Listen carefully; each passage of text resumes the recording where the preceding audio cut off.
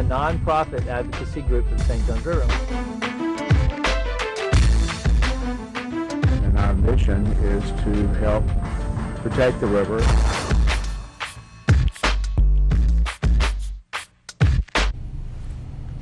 Hello and welcome once again to the St. Johns Riverkeeper Show. I'm Jimmy Ort, the Executive Director of St. Johns Riverkeeper, and I am here today with our new co-host, Lisa Reineman, your new St. Johns Riverkeeper. Lisa, Hi. Great to have you on. Thank you, Jimmy. So happy to be here. Good. Well, this is going to be exciting. This is actually, Lisa's only been on the job now for a few weeks, and today we're going to get to know Lisa a little bit, learn a little bit about her and her plans in the future for St. Johns Riverkeeper.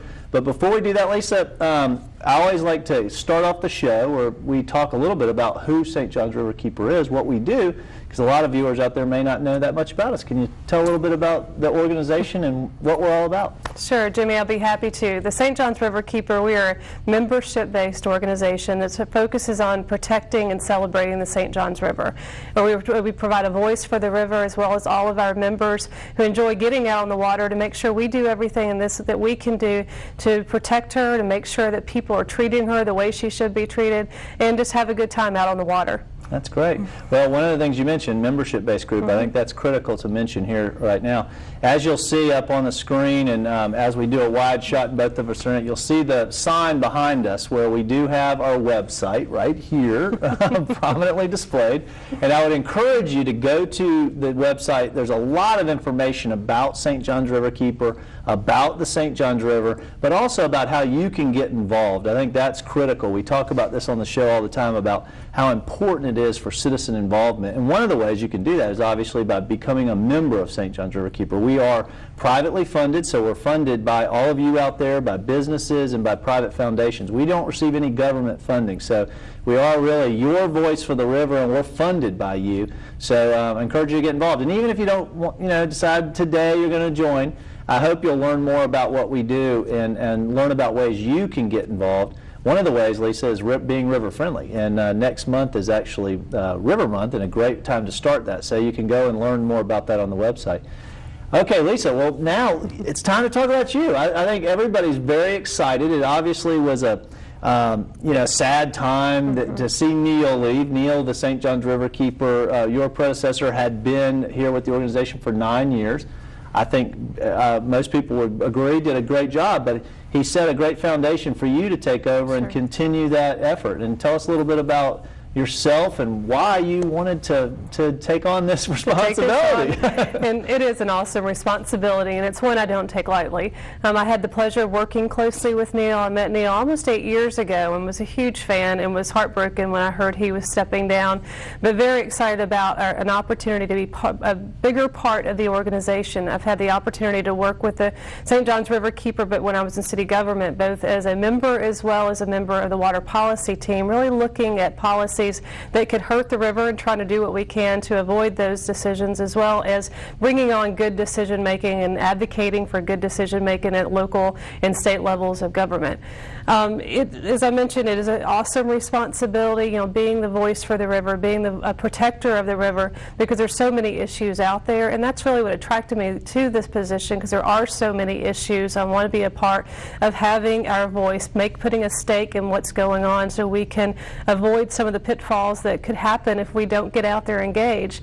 Having the opportunity to work with a membership organization that's as strong as the Riverkeeper, that all have a love for this great asset that we have running through the middle of our town and up and down Northeast Florida. It's a great opportunity. My family spends a lot of time on the water. My kids love it as much as I do, and so to be able to spend 100% of my energy and time and past experience to focus on making the things better for our river is a great opportunity, and one that I'm overwhelmed with the potential of, and can't wait to work with our members and all the fellow advocates to do what's right for the St. Johns. That's great. Well, you mentioned your family, Lisa, and I know you have a connection to the St. Johns River. Prior to this job, you obviously loved the St. Johns, and tell us a little bit about about your connection to the river and why you love the St. John so much. Sure. You know, I moved to Jacksonville in 1997 from Arkansas, and I saw the St. John's and how it was positioned on a map. I'm like, what a great opportunity to live in a southern city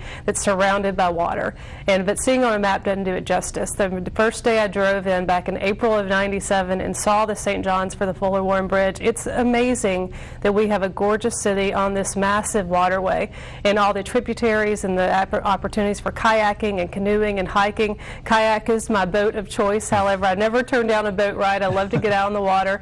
And luckily, I married into a boating family. In fact, my first date with my husband was in a kayak paddling into a full moonbeam off a 6 Mile Creek. And it was just a gorgeous way to get out on the water and see it. And now we probably are out at least once a month in the winter and try to get as much as possible. My kids prefer going to the river more than anything, and they like to get their feet wet and they like to get out on the boat. And every now and then we even take a dip because it's hard to keep those guys out of the water. But it's something I want my kids to grow up. My husband's a native, and he was out on a john boat fishing and was out on the water regularly. And I want my kids to have that same opportunity as they grow up, not on the water, but very near, and so we can get out there and enjoy it.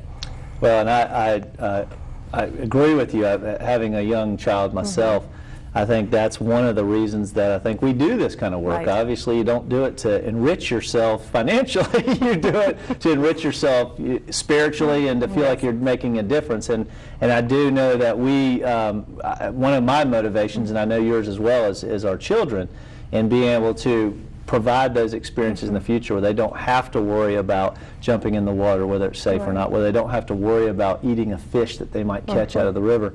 And I think that's one of the things people don't realize a lot of times, that a lot of times this work really is about people. It's about us preserving a way of life where we can live sustainably with the river and to enjoy its bounty. And I think that's one of the motivations for me, and I know it is for you as well. And I think it's also one of the challenges, because we have to talk about the issues. We have to alert the public when there's dangerous things happening that involve our river, but we don't want to scare people away from interacting with the river.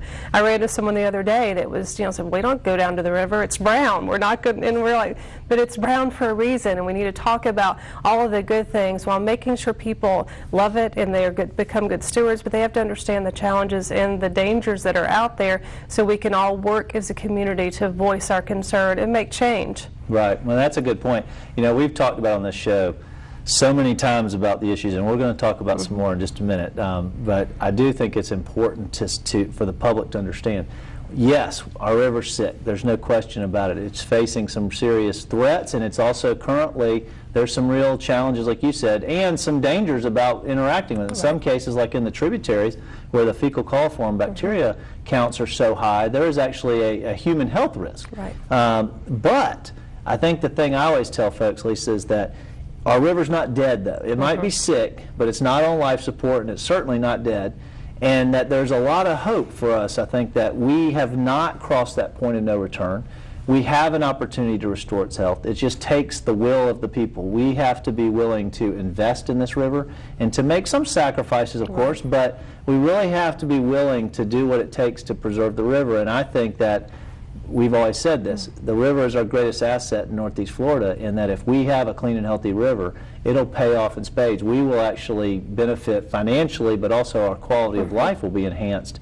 And I think we'll become the city that we can become if our river is clean and healthy, and that's what we're advocating for every day. Exactly. I mean, I believe that the success of Jacksonville, the success of the Northeast Florida and up and down the whole watershed of the St. John's is directly related to the health of the river. And that's something we want to make sure our elected officials and community leaders and opinion leaders, they understand that connection, and so we can continue to not only enjoy the environmental aspects of it, but the economic piece as well. Right, exactly. Well, we're going to talk about some issues, and actually we're going to take a break here in a few minutes, but let's go ahead and first, before the break, talk briefly about Georgia Pacific. That is one of the issues that I know is on a lot of people's minds, And we haven't really provided an update in a little while on that. So why don't you give everyone an update on where we are with the Georgia Pacific issue right now, and maybe a little background on what we're talking about for those folks that may not know what we're talking about. Sure.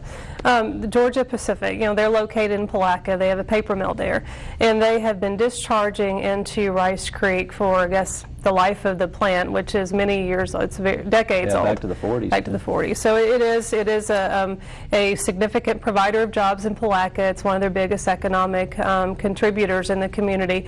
But unfortunately, they have not been able to meet water quality standards in Rice Creek. So there's a judge's order that's saying if you cannot make improvements to improve water quality and meet the standards in Rice Creek, you need to build a pipeline into the St. Johns River where there's a larger mixing zone and a greater opportunity for them to meet water quality standards.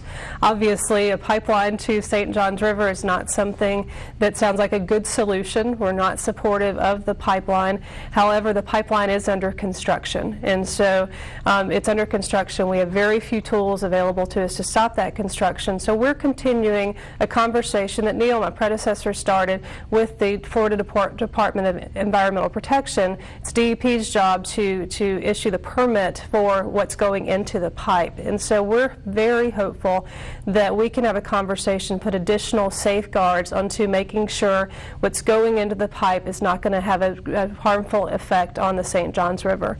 So we've made some headway. Those conversations are continuing. It's a conversation between the DEP as well as Georgia Pacific, the Riverkeeper, the Environmental Protection Agency. So there's multiple players, and we're hopeful we can put additional safeguards.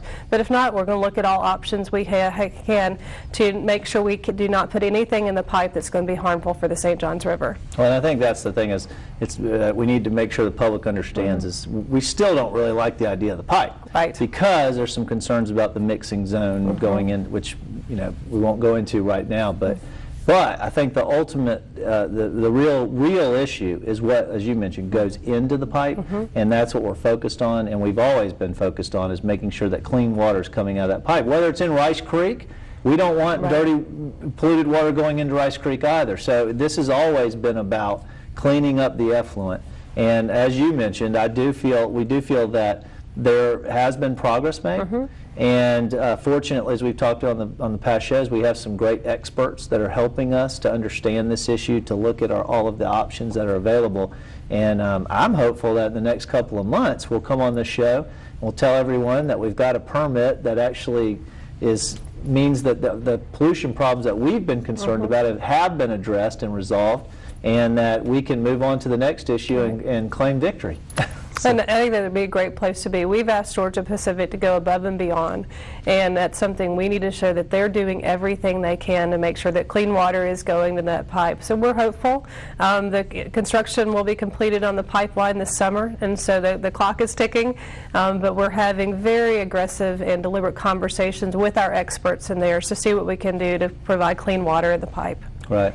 Well, I know that you have taken on the challenge and have pledged to continue to be a strong advocate for the river. And as you mentioned, that we as an organization are going to look at if we don't have a solution that we're happy with, what our other options are.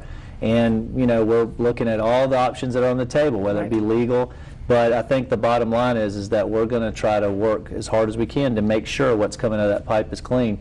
And I think that's what everybody wants. I think, honestly, we've talked on the show before about Secretary Herschel Vineyard, Secretary of the DEP, Herschel Vineyard. He's from Jacksonville.